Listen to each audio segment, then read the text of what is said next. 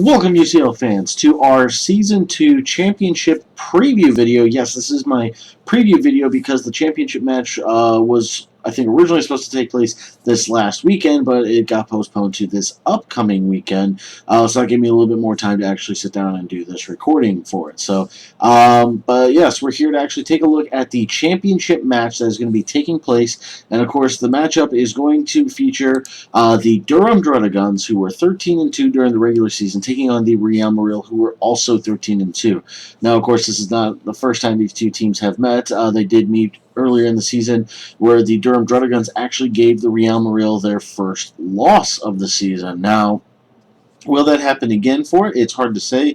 Both teams have done exceptionally well, obviously only losing twice during the regular season and making it all the way to the playoffs and then subsequently the championship round. So we're going to go ahead and do kind of more of an in-depth detail look at the matchups compared to my normal videos on these. So let's take a look at each team, starting with the Durham Druddigons, and then we can also look at the Real Maril. So as we look at the Durham Druddigons, now they were the number one ranked team because, of course, they did defeat the Real Maril as well as the Bronx Beartigs, who all had the same record. So going into it, they had all the same, Durham Druddigons were ranked number one. But if you look at it by terms of knockouts and by differentials, the Real Maril would be number one, as they had 33 overall knockouts compared to deaths, compared to the Durham Druddigons, who had a score of 24. Now, if we also look at it, the most common mons we see from like the Durham Druddigon side of things, we see Clefable, Victini, Terrakion, and Mega Blastoise all coming to more than 10 battles during the regular season, which, of course, I forgot to mention, all of these matchups are regular season, does not include their playoff matchups as well for it. So, can we expect to see those four during that time frame? Who knows? We might be able to.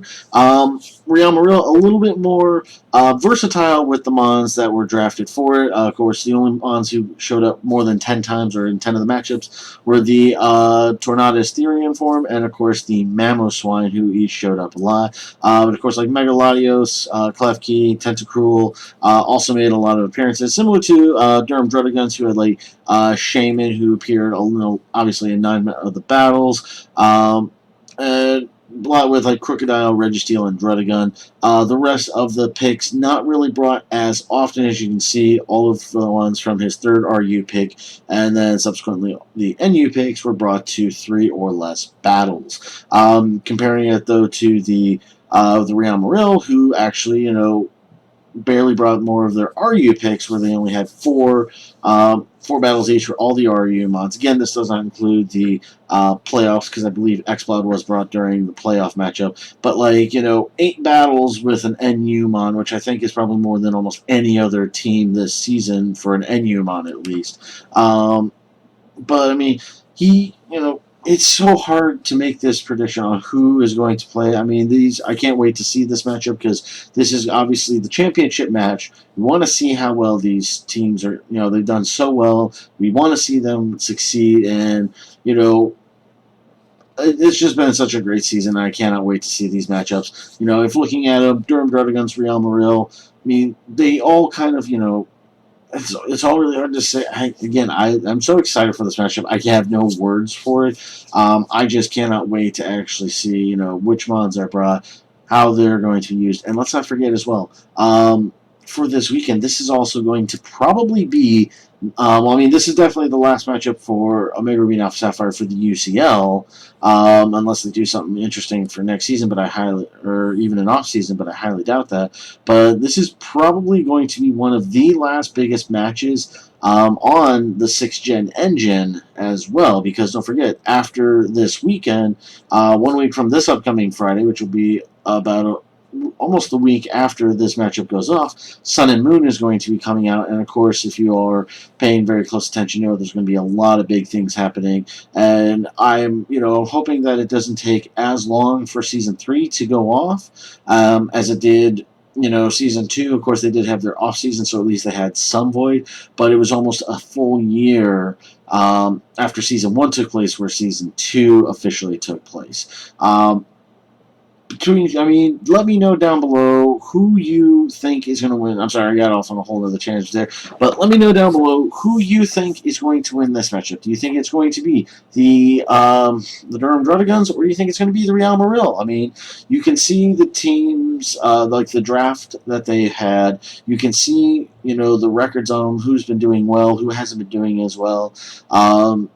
And make your own opinions on that for it. I mean, if I was to guess, I would predict from the Durham Druddigons, I would see Victini, I could see Blastoise coming, I could see Shaman coming, probably Clefable, more likely Terrakion coming, and then maybe something like Registeel, or even the Druddigon itself to help kind of round out the team.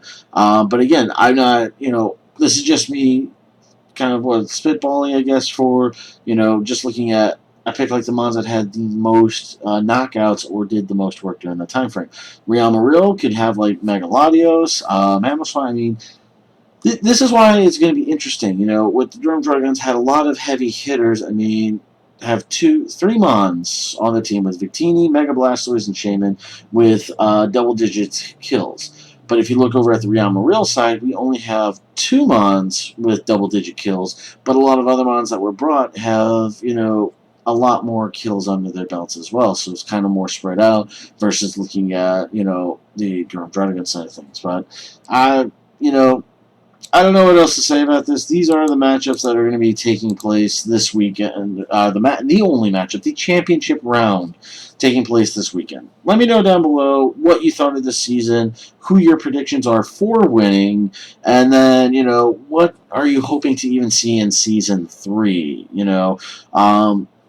Or how important all these are. Of course, we won't know more about season 3 until probably next year for it, because a lot of these coaches, of course, are going to probably be Let's Playing Sun and Moon when they first come out, and then we have to figure out how the battle mechanics are going to work for it. But that's going to go ahead and wrap it up for this one. Like I said, it's very hyped for this. I cannot wait to see these matchups this weekend. And then I don't know if I'll have another video up for UCL this week. I will, of course, have my championship review next week as well. And we'll probably, trying to think what else. Let me know, all right, for those who are watching through and have been watching all this from the beginning, let me know down below what you would rather see on this, because I plan on doing, well, at least how many times a week I should do this. I am going to be doing obviously a top 20 mons from the season, just during regular season, because of course not everyone could participate there in the playoffs and everything. I'm also going to do my team analysis similar to what I did before the season began, this time covering all the teams after the season to see how they actually fared for it. We want to see those show up twice a week, like how I was doing it before with a Tuesday and a Friday video, or should I just do it like a once a week on like a Tuesday or even Wednesday if I can't get it up on Tuesday for it? Let me know down below what you would like to see from that. But with that, I'm going to go ahead and get up out of here. Thank you all very much for watching. If you do enjoy this, I hope you subscribe, where I will be doing, of course, as much UCL content as I can going into the off-season for it. And hopefully we can even see something with a Season 3 in the horizon, maybe sometime in the spring for it. We don't know. It's all going to have to wait and see. But thank you all very much for watching. You have yourselves a good day. Take care. Goodbye.